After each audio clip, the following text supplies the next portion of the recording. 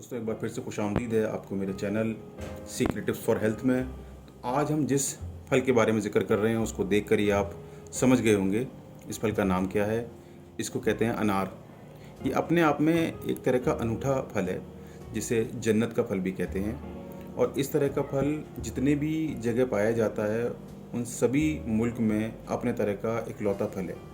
जिस तरह का फ़ायदा इसको मिलता है, जिस तरह से इसके फ़ायदे आँखों में, खून में और कई तकलीफ़ों में होते हैं, इसके बारे में डिटेल में जानेंगे। मेरे चैनल के इस वीडियो को आखिर तक ज़रूर देखिए, इंशाल्लाह बहुत फ़ायदा होगा। अनार, जिसको इंग्लिश में पोमेग्रेनेट भी कहते हैं, किसको पसंद नहीं है। अनार का छिलका जितना सख्त होता है अंदर से उतना ही ये फल स्वादिष्ट और मीठा होता है। किसी भी इंसान को कोई भी परेशानी हो जाए तो लोग उन्हें सबसे पहले अनार का सेवन की सलाह देते हैं। डॉक्टर भी कमज़ोरी दूर करने के लिए या इलाज के बाद स्वास्थ्य लाभ पाने के दौरान रोगी को अनार खाने के लिए बोलते हैं।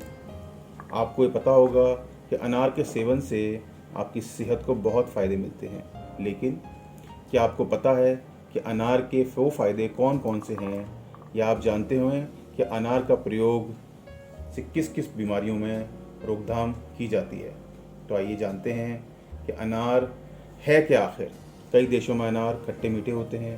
कंधार के अनार मीठे होते हैं। काबुल का अनार भी मीठा होता है। काबुली अनारों में एक गुठली रहित अत्यंत मीठा अनार होता है जिसे बेदाना अनार कहते हैं। यह सबसे अच्छा होता है। फल की तुलना में कली और छिलके में ज़्यादा गुण पाए जाते हैं। आइए जानते हैं कि और कौन कौन सी भाषाओं में अनार के क्या क्या नाम हैं।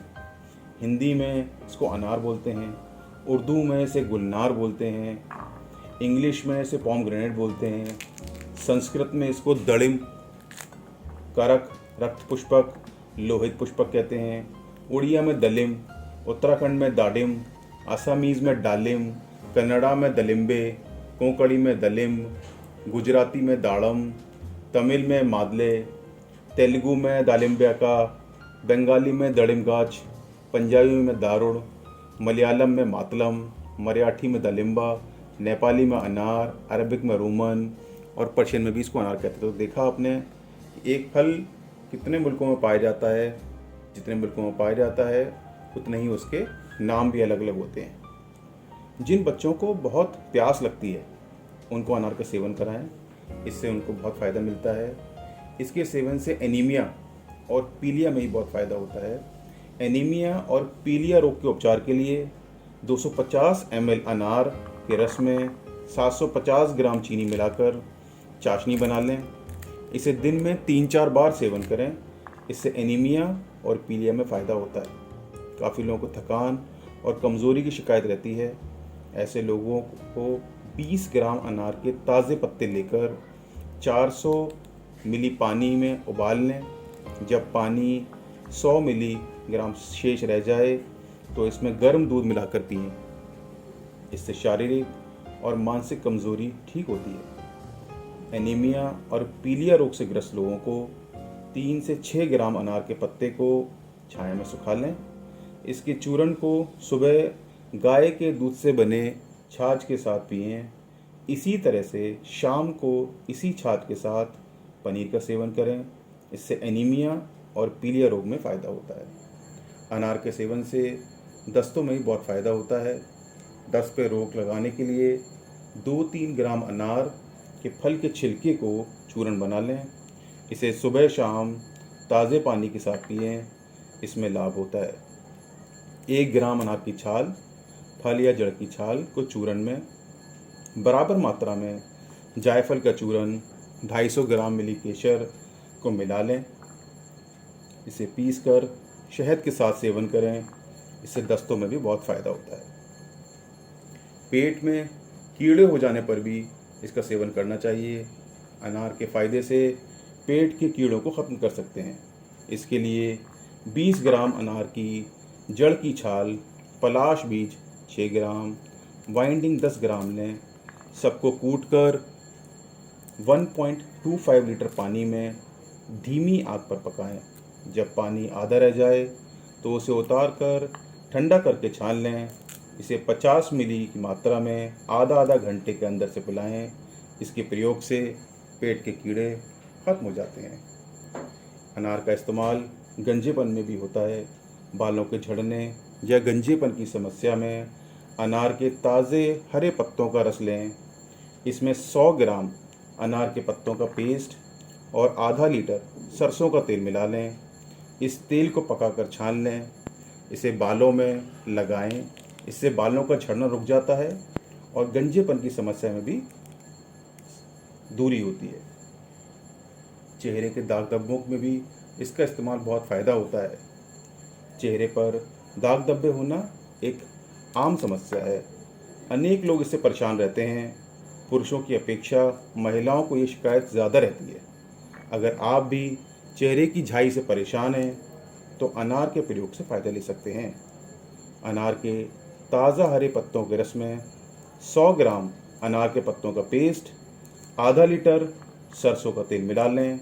इस तेल को पकाकर छान लें। इस तेल की मालिश करने से चेहरे की कील, झाइयाँ, काले धब्बे ठीक होते हैं। तो देखा आपने कि कितने बहुत सारे फ़ायदे हैं जो अनार के होते हैं। और जिस तरह मेरी आप पिछली वीडियो आपने देखा होगा, मैं बताता हूँ आपको थ्योरी ऑफ नेचुरल साइंस के बारे में।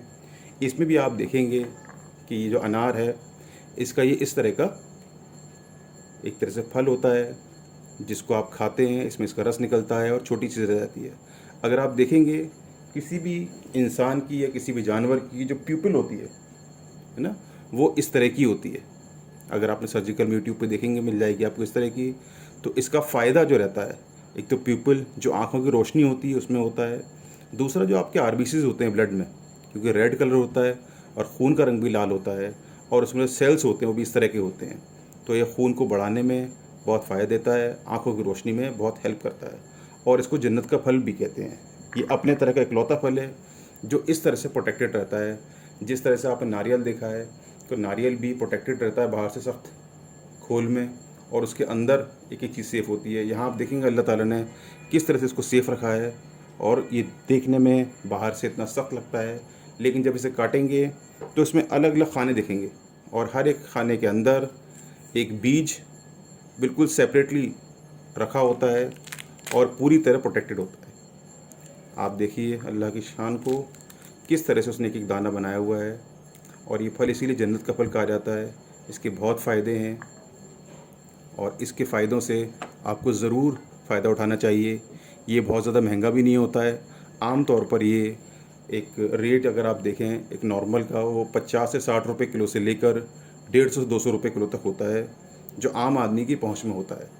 किसी भी तरह की परेशानी में डॉक्टर सबसे पहले कोई तकलीफ़ अगर होती है तो अनार का जूस पीने की सलाह ज़रूर देते हैं। तो ये मेरा वीडियो आखिर तक देखने के लिए बहुत बहुत शुक्रिया। ये कब आपको कैसा लगा इसका फ़ीडबैक ज़रूर शेयर करें।